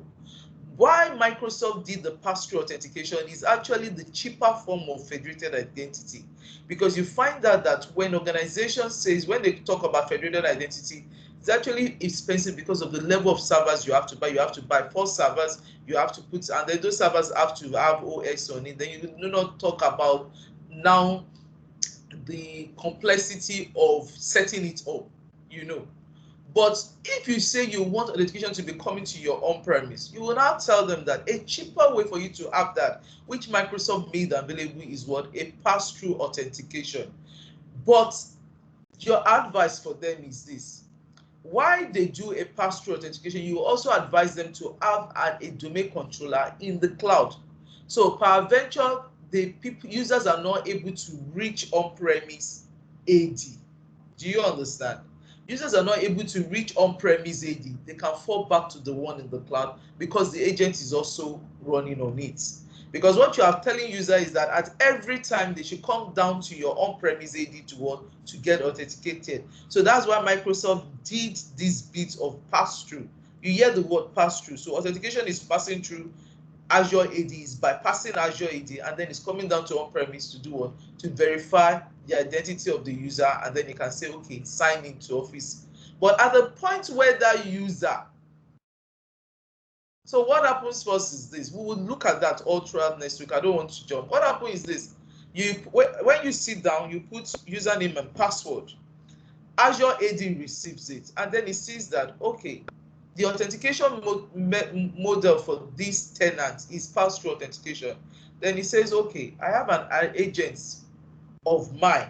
That's why it's called an agent, running locally on the on-premise AD, which gives me like an heartbeat. Can I go to that with that agent and confirm whether this username and password exists on-premise? And then when it says yes, then it can allow you to go. But with password hash authentication, even if your AD on-premise is down, there is no problem. Do you understand? So you are playing the scenario for the users, for the customer. If your on-premise domain controller is down or is shut down, so for environments where they shut down their servers, they are not always 24 hours, the best method for them to use is what? The password hash authentication, because the hash of that password is already on Azure. So it doesn't require anything to come down to on-premise. The only time it requires anything to come down to on-premise is probably maybe there is any changes that has been done on-premise and it wants to sync it to itself. So you can have the password hash synchronization and then work with it. So your question, depending on what your customer need is. If that customer requires that, okay, 24 hours supply it is, and I want all my users, no matter how, I feel more comfortable and more secure that the user should come on down to my on-premise to come and get authenticated, then by all means, if they cannot afford the federated identity, and when you look at the complexity also of the installation, you can give them what? A pass-through authentication. But of all of these, this is the one Microsoft recommends because it is easy to maintain, it is easy to deploy, and it is a lot cheaper. So password hash authentication. So if your client is the type that they shut down their servers, then let them use the recommended one, which is the password hash. And then they don't need, even over the weekend, if they shut down their server, the users they will continue to work. They don't really need. So, and this is the most widely used of the hybrid identity parts. So, oh yeah, I don't know whether I answered your question, whether that helps. Yes, thank you so much, Ma. All right then, that's great. Okay, so this is still creating, is a lot. Meanwhile, while it is creating, I can go into my subscription and then maybe show you a little bit. Is that all the question you want to ask, or do you still have another? No, I'm done with my questions. Okay, great. So does anyone have any other question that you want me to answer before I call it a day? So I think we've spent almost, although we started late, but I think we've spent almost 1 hour, 45 minutes. So this is my resource group. Like I said, you can see that the resource group, it is still creating. It has not created because it's still in process. My resources, they are still going to be defined because except it is creating, it is still being created. You see that the process is still going on, and then when it finishes, it will notify me. So that's all. Now my internet is the factor here. This doesn't take time, really, to be honest. It doesn't take time. It just happened in less than few seconds. But this is my internet as a factor. So what can happen is this is still reviewing and creating. So I think I'm even yet to see the option for the create. Let me see. I hope I'm not stuck somewhere. So next week, how many of you did the last assignment that I asked you to do? Oh yeah, were you here when we did the what they call it, the one for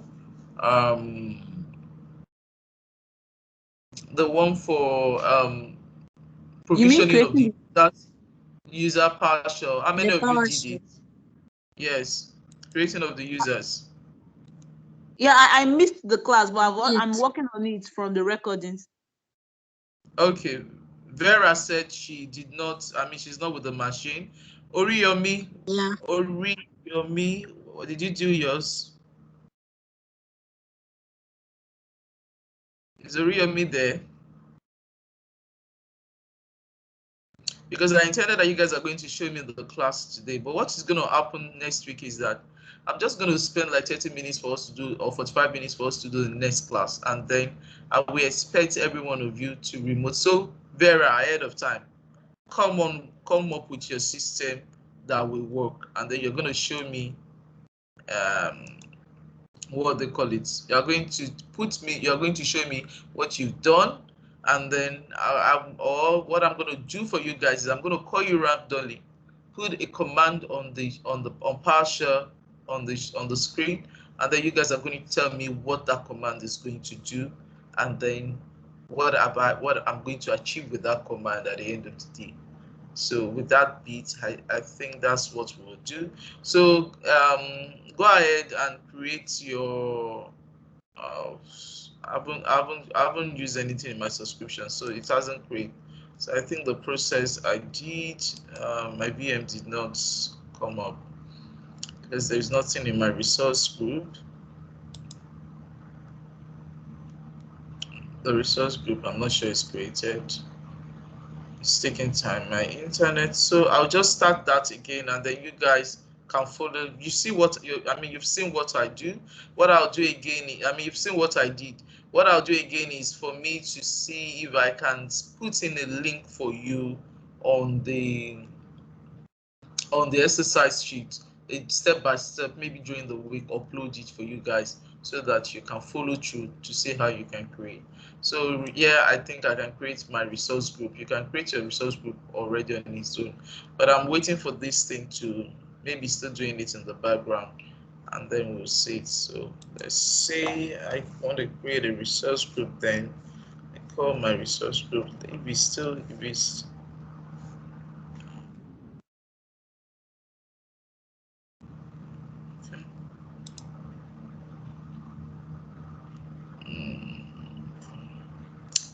means West Europe.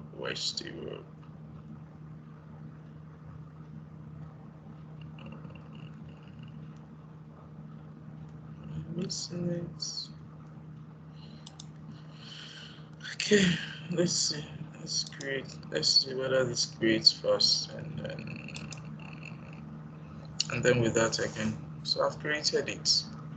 Okay, so let me see if I can create a virtual machine. Go back to my home, create a virtual machine.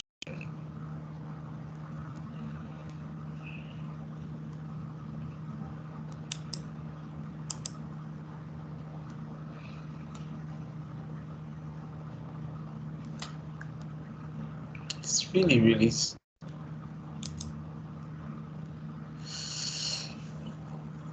okay. I think I need to go for another thing really. I guess you guys will continue with that, except you have a question on creating the VM. But with what I've done, I guess every one of you should have your VM ready, and then we can just do the domain controller aspect of it. I would have loved to log in. This is what my domain controller looks like. This is me setting up a domain controller on premise. I can also show you how you can do it on Hyper-V. It's actually very easy. This is my own domain controller on premise, and then I've set it up. Windows is role based now when it comes to the kind of application or services you run, and you can actually add the Active Directory domain services as well. So when we'll do that next week, and then you'll be able to appreciate it. So guys,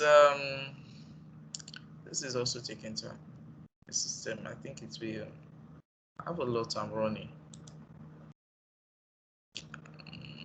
Okay, let's see. Let's see. So I can select that and create the virtual machine once again. TM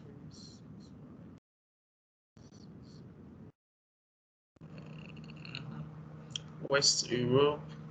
No infrastructure, so I select. Okay, maybe let me say maybe 26. Let me keep it as.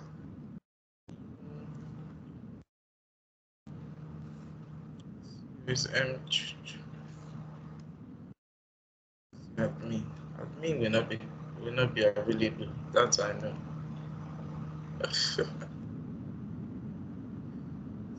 M365 admin. Okay, so let's not forget this one. CL sizes. be to select my password.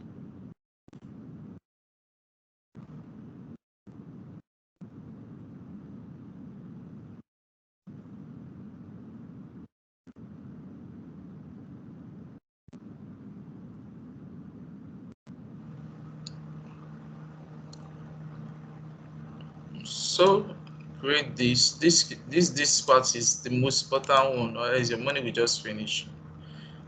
Because the higher number of digs you select, the more money. So I keep everything basic because a lot of this thing is not asking me for money. So I do that. And then if you look at it, it created what is called what? A VNet. So your virtual network is actually what allows you, it does what for you to be able to connect with virtual machines on the same network with you. So it creates like a logical network for you. I don't want to go into that because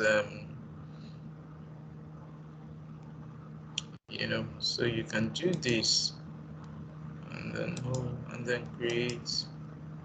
So it's this create that is taking time, so I can monitor the tax here. I don't know why it's taking a lot of time. So this is what I'm supposed to see. It took a while. And then JC.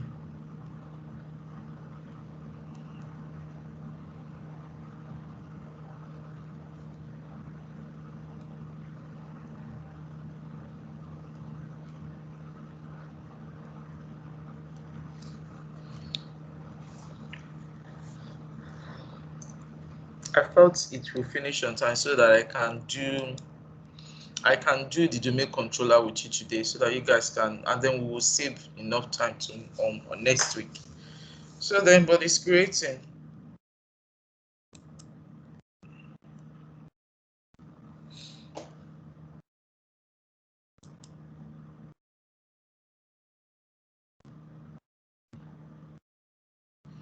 Okay, that's great. So if I go back to, because it's already creating, you can see the notification here. So if I go back to my virtual machines, where's that other one that I opened? If I go into that one now, you will see that my resource group, I have a resource group that is created, which is the one I defined. And then you can see that as it's creating, resources will be dropping in here right now. So my VNet, the things that it's doing, it will create network for me. They will be populating. You will see the resource. So all the resources that is creating here is actually contained in this resource group. So I can create multiple resource groups to define the different resources that I want, you know. So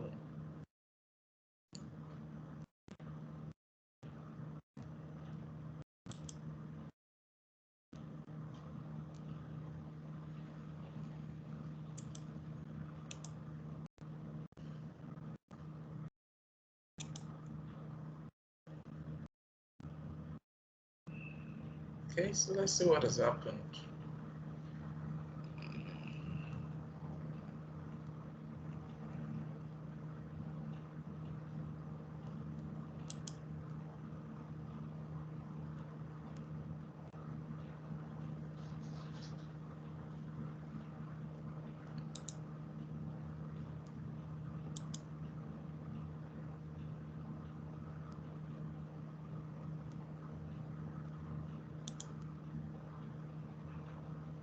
Oh, fetching my tenant ID. So it threw an error.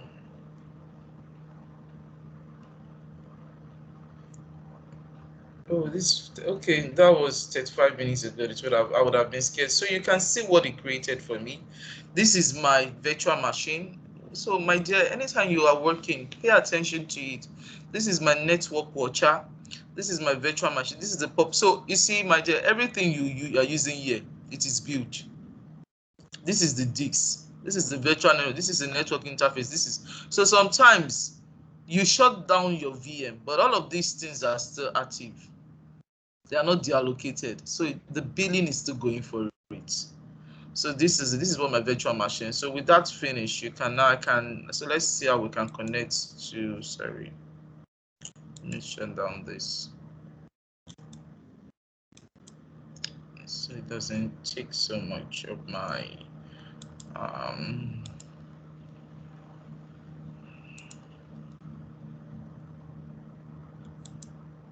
says deployment is my deployment is in process. So let's see. Once they finish,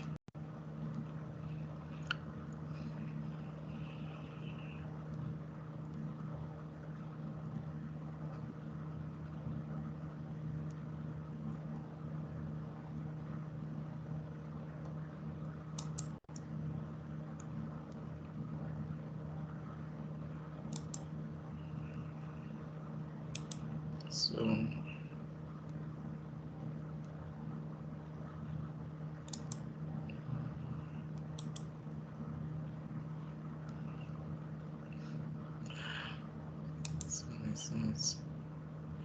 have a subscription. Okay, so it's completed. So very good. So you can create another. Then I said it's shut down. So I can go into it. This is my virtual machine right now. So what I can do is to do what? Go into it.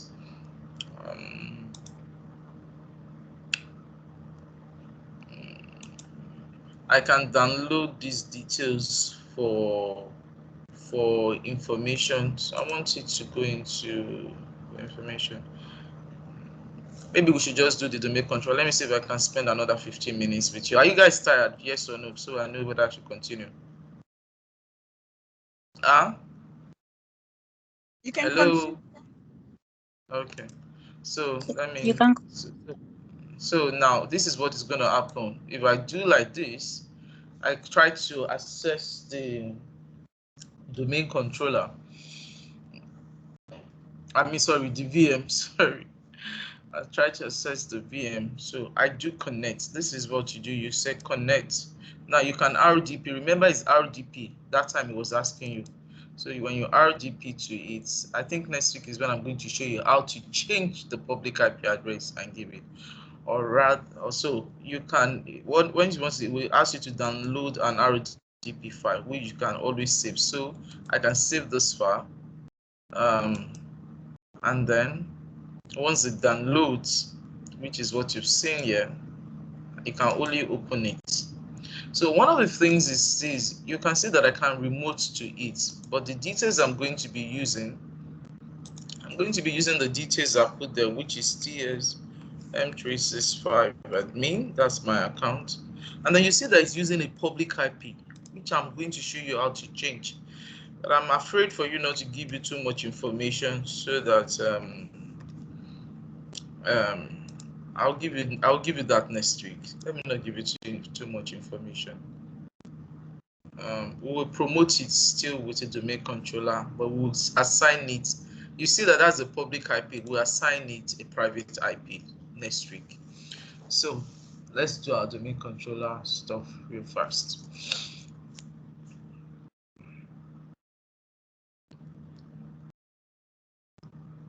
And can you see that it's still very, very fast? But mind you, because of the question you asked me, do not use this in a production environment. This is a test environment. You can't use that size of VM in a production environment. If you look at it, even when we're selecting it, it said for a developer or a test environment. You said that when we're still, so don't, I just wanted to correct that before say, MJ was showing us how to create it, and it was BS series, B2S series. She selected. No, it's because I'm doing a test environment, and why do I want to run a test environment with a very high performance VM? So I can cut it. Okay, so great. This is it. So let me see. So I can. This is what my VM will be. So you have the server manager. So the server manager, I don't know if any one of you are aware of it. This is what it's called. The server manager is actually like the management tool for every for every component in your server, whatever it is in your server. So you can configure it. Now, if you look at this configure this local server, you will see the name of the server. You see that this is the computer name which I put. Now, this is what I was referring to, that the computer is in a work group. So right now, this computer is in a work group, is not in a domain environment. So administrative administrative operation is what is not restricted. It can do and undo. Your user, when you buy a PC from Mutigba and then you made it, you put Windows on it, you are the administrator. You can do and undo. Nobody can hold you to anything. But yet now, what we're going to do is this. I'm going to, and you can see the address, the IP address is what is assigned, is DHCP that is automatically assigned. But that's not the right thing to do, really, because I'm going to show you later on how we can do that. Remote management is enabled, remote desktop is enabled, and all of that. So I could go back to my dashboard on this, and then I'm going to say I want to do what? Add roles. Like I said, Windows is what? Role based. Now what you do with it is that you assign role to a server, what you want the server to do. The role defines the function of the server. The features actually define what the roles will be doing. So now I said it is what role based. I want to configure the server. I can do that to a remote server also, or maybe install a required roles for a virtual desktop infrastructure, a VHDI. But what I need is just for a single server by adding the roles. So I select this. Now it's going to ask me to select my server. So it's also possible for me that I have another server on this list that I want to do probably maybe for another server. That is possible, but now this is my server that I'm selecting. So I can actually create what is called a server pool and add different kinds of server into it. And then when I select that pool, it's now going to tell me the servers. I can deploy services to all of those servers in the pool at once. That's what that means. So I click next. Now these are the rows. Now if you mouse around, don't be in a hurry to just select a row and select and pick. Look at the description. If I want this server to be a certificate authority server that will be issuing certificates to users or computers on the network, I can select this row for it. If I want it to do what I'm wanting to do is a domain services. What is it about? It helps you store information. So this is what I want it to be. But by default, anytime you install a Windows, it's actually assumed the file and storage services. And the file and storage services is actually what allows you to do what? If you don't have this role installed, you won't be able to do any form of sharing on the server. So one of the things is this is installed by default. So I'm going to select this, the Active Directory. Now, when you select the Active Directory domain services role, it says what it says. I want to add features to it. So these features are the accompanying, how will I put it, component or services that follows a role that makes it function. So one of the things going to do is that I'm going to install some modules for PowerShell for you, or Active Directory modules. I'm going to install an Active Directory Administrative Center. I'm going to install an Active Directory snaps in and commands in, like your Active Directory users and computer, sites and services, so domain and trust. We'll see all of those snaps in later. And then the tools, and then it's going to install also the remote server administration tools. Here they are. So I'm saying add those features with it. And then I click next. Now it's going to give me a summary of those features it's going to select, So I'm just going to continue here. There is really nothing for me to do here. I'll just continue. I don't need to select anything because it has already selected the remote server administration tool. And then I click next. And then it gives me a summary. And I click next. Confirmation. And then I install. So when I finish installing, I can now do what? Promote the server. When I'm promoting, when I'm doing it, right now, like I said, this server is in a work group. Being in a work group, I can do really nothing. I mean, is the how will I put it, the king of itself. There is no restriction, and because this is my very first server and I'm putting a domain Active Directory domain services with it, it's going to assume what is called the domain controller role. So a server which you install the Active Directory domain services on and you promote it, you can promote it to a domain controller. So this server is going to be the very first domain controller on my network. And then we will see how that is done in a bit now. I'm just going to allow it to finish, trying to beat time so that next week we will not have to go through this process.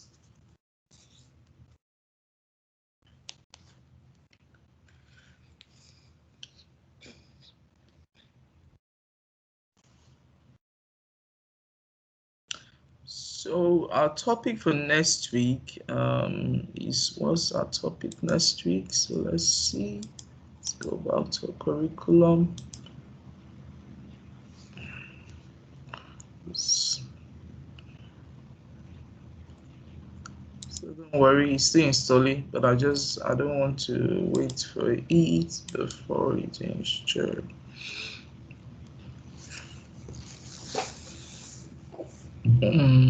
So we've done this, so we cannot do this. So this is what we're doing next week. Well, we can do what we can set up our directory synchronization. That's what we're doing next week. We're setting up our directory synchronization. Like we said this week, is that we set up Active Directory on Hyper-V or AS. That's what we've done today. So it's because of me taking it slowly with you guys that we're supposed by now to have been in probably 5 or 6.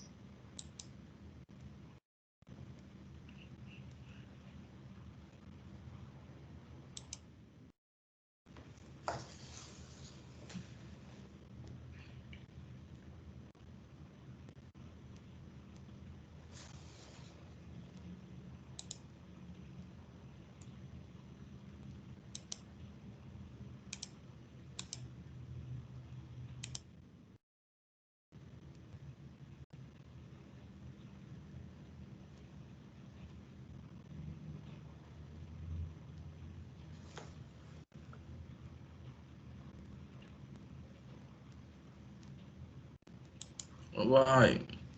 Why do I have that error?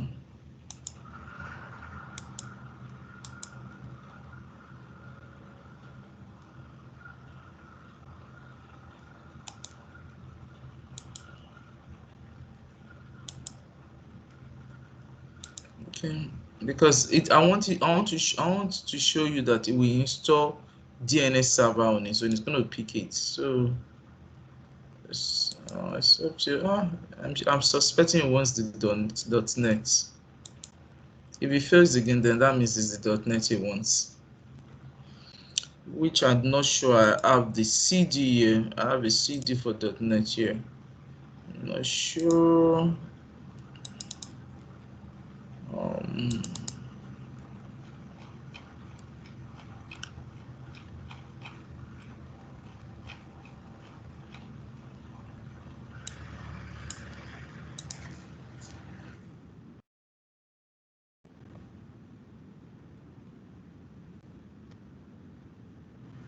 Okay. Where is this? Is it 2016 or 2019? That's what I can't remember.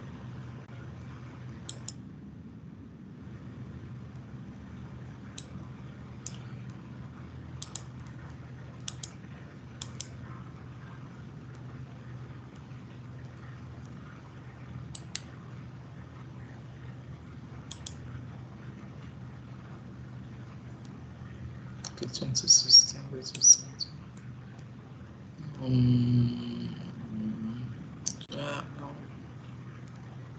2016 data center.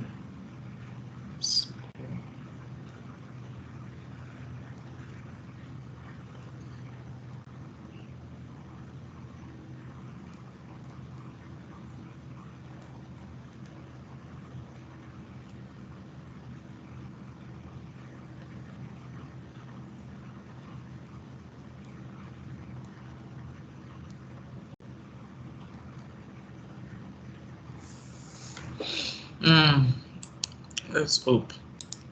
I need the 2016 data server. That's why. 2016, but I don't think I have.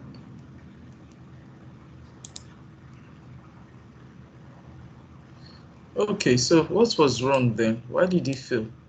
Okay, so now do you see after it finished installing the features, it said what? Promote this server to a what? A domain controller. So I'm just going to click on this and then it's going to bring the domain controller. Now, pay attention here.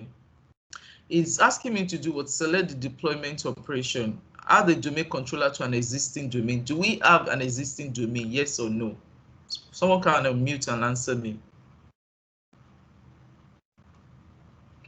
Hello? No, Are you we guys still don't. with me on this? We don't. All right, good. So does everybody agree we don't? So we're creating a new. Add a new domain to an existing forest. No, we don't have, because then you're going to create. So add a new forest is what we're going to do. So my forest, I want to maintain the same name as what? wintest.com.ng. That's the name of my forest because that's what I want to add. Remember? So I click next, because that's the name I want my users, my mailbox to assume. And then my forest level and functional level, I'll leave it at that. And then I also put what? I'm just going to make it so. What other capability do I want this domain controller to do? I want it to be what? A DNS server. A DNS server does what? A name resolution to IP address. A global catalog server is what is responsible for what? Your authentication. So even at the end of it, when you see a domain controller authenticating you, what is really is the global catalog it uses, and also the application, some applications on your network used for that authentication. So something like an Exchange server, if you have it on premise, it will be looking for this role on a domain controller to do what is called its application. Remember when we talk about what an identity provider is, it not only does what? Identify, authenticate a user, it also does what? Authenticate applications on the network. So what does that is this global catalog. So bear it in mind.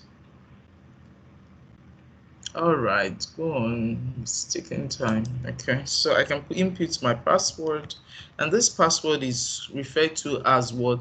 A directory service restore mode password. So if anything happens, let's assume that anything happens to your domain controller, you now want to restore it. It's like you want to do a restore to it. This password is what you will supply. So it might even be different from what you are using to log into the system. But most times, I just leave it there and then use the same one. Don't create a DNS delegation because you don't need it for now. Then the NetBIOS name is actually just like my name is Toriola Olajumoke. My NetBIOS name is what?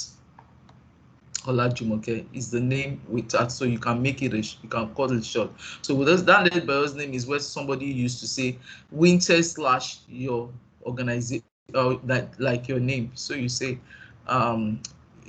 you abbreviated part of your domain name is what your NetBIOS name. Remember, I put wintest.com.ng, so you pick my Wintest as my NetBIOS name. So then it's going to store what is called the sysvol, the NTDS and sysvol.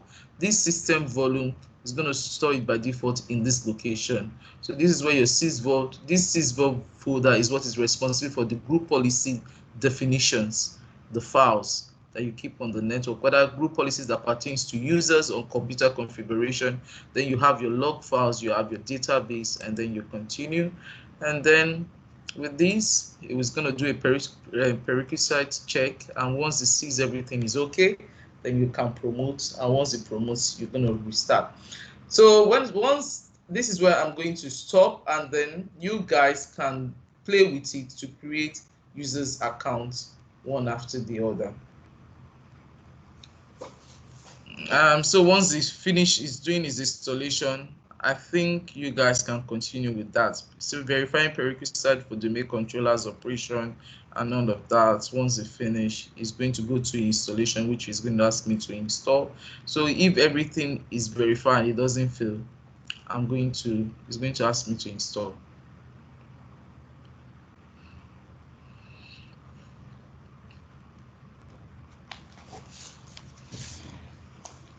So next week, I expect you guys to have this installed, right? With all the other assignments that I've been giving you people. So I expect you to install it next week.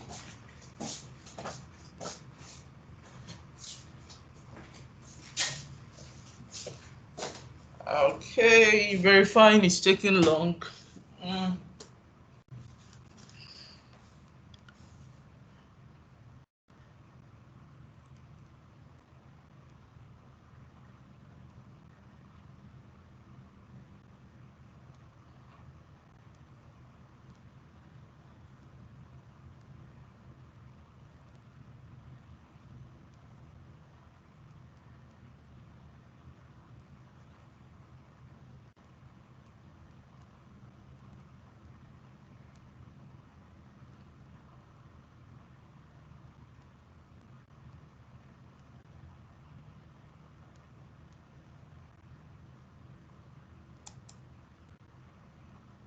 Okay, so very wait.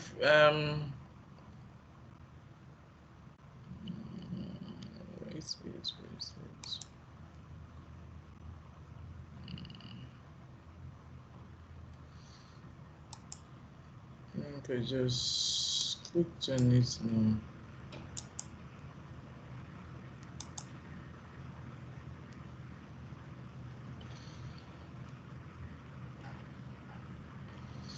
Okay.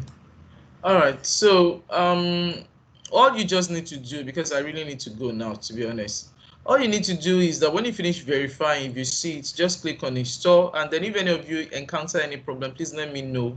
You can post it on the channel and then call my attention to. You can just mention me, post it there, and then I will connect with you during the week to see if you encounter any problem. So with that, bye guys. Enjoy the rest of your weekend. Except you guys have any other question for me, right? Oh, why is this that when I want to go is when the thing has said okay? All right, so you just click on install. So once you click on install, that's all. You see that it has started installation. Each time I want to go, they will just come up again, and they just want me to like, they say that I can see that it's doing all the installation, and as it finished doing the installation, we tell you what it's doing, and then we'll pick it and all of that. One of the things I usually tell people to pay attention to is that when it's doing the installation, before I started installation, I would have shown you that all of this does not exist. But because when I said install the features, you will see that they are, when I said add features, so all of those snappings like I talk about, these snappings, these are, here they are: your domain and trust, your site, your computer, Active Directory users and computer, and all of that. And then when the installation finishes, it's going to restart automatically on its own. That's what it's going to do.